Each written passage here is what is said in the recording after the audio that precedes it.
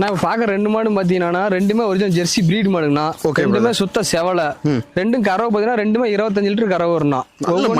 ரெண்டுமே நல்ல மடின்னா கண்ணு போறது ஒரு வாரம் டைம் ஆகணும். ஒவ்வொரு மாடு 25 லிட்டர் கறவை ஒரு நாளைக்கு 50 லிட்டர் கறவை வரணும்.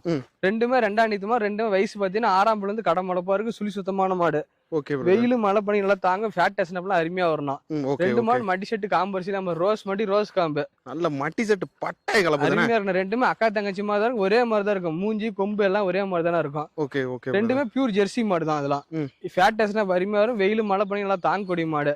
பண்ணைக்கு போனா நல்லா கரை கொடி மாடுனா சம்சரி நல்லா கரை வரும். பேர் காப்பாத்த கொடி மாடுனா. ரெண்டு சுழி சுத்தமான மாதிரி ரெட்டை குறுக்கு மாடு. ரெண்டுமே காட்டு மேய்ச்சல் அந்த மாடு தானே. காட்டு மேய்ச்சல் அந்த மாடு தானே ரெண்டு மாடுமே. Okay okay brother. இன்னும் மடி ஃபுல்லா வைக்கும். ஒவ்வொரு வாரம் டைம் ஆகும். இன்னும் மடி பெரிய பெரிய வைக்கணும். எந்த மடியெல்லாம் கண்ணு போடாது. இன்னும் ஒவ்வொரு வாரம் சுழி சுத்தமான மாடு.